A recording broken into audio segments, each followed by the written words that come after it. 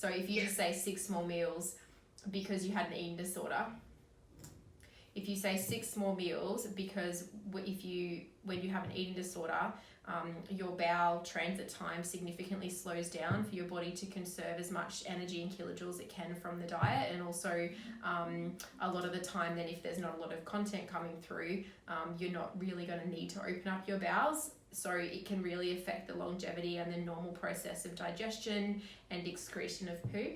So what we're trying to do is increase your bowel actions by trying to stimulate the movement of food through your bowel more often.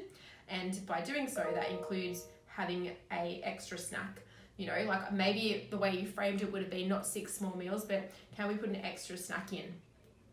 Which is very different to, can we have more meals? The difference with a full-blown intense controlling eating disorder is that it completely controls everything. That every single food decision, food thought, and choice of when to eat, what to eat, how much to eat is controlled and dictated by. There's not the individual personal choice in that. And then the other way for you to go, yeah, okay, it's in control or it's not, is whether it actually then the feelings and the thoughts result in an action. So she might still have all these concerns, but that's normal. You know, and really, if we're talking an eating disorder, it's such an intense mental health condition that it's probably going to take her a long time to completely obliterate the thoughts. The other is that, let's just say she didn't tell you she had an eating disorder. If this was just a normal client without a disordered eating background or an eating disorder, would you be saying in your mind, like clinically, your justification or reasoning around that is they have an eating disorder because they're thinking about food in that way? So if you just say 6 small meals because you had an eating disorder, if you say 6 small meals because when you have an eating disorder, your bowel transit time significantly slows down for your body to conserve as much energy and kilojoules it can from the diet. And also a lot of the time then, if there's not a lot of content coming through, you're not really going to need to open up your bowels. So it can really affect the longevity and the normal process of digestion and excretion of poo. So what we're trying to do is increase your bowel actions by trying to stimulate the movement of food through your bowel more often. And by doing so, that includes having a extra snack. You know, like maybe the way you framed it would have been not 6 small meals, but can we put an extra snack in? Which is very different to, can we have more meals? It doesn't negate you hearing them, because you still want to build relationships by letting them tell stories, but it's just around maneuvering the story a little bit. And there was a few moments there where he'd pretty much finished, but you trying to overemphasize your interest created him continuing the story versus going, oh, that's great that's happened. That's a really good change. What I really wanted to talk to you about today was, you know, so then you immediately stop him from thinking about the story. He jumps into the next thing.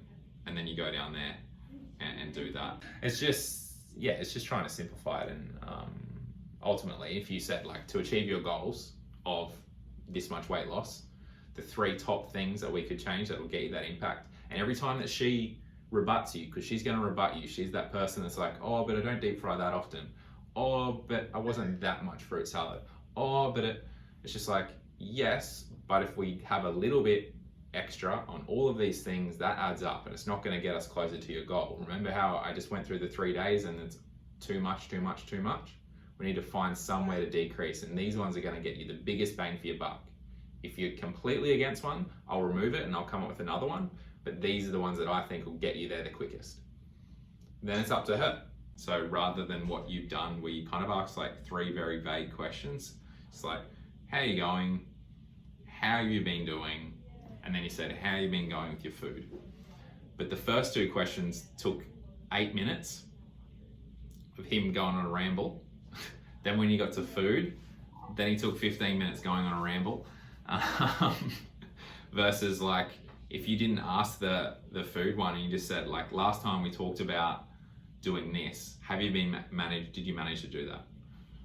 He has yeah, I did, but I didn't really do it on this day.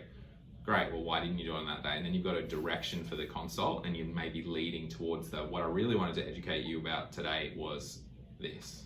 Is there one mistake that every business owner should avoid at all costs?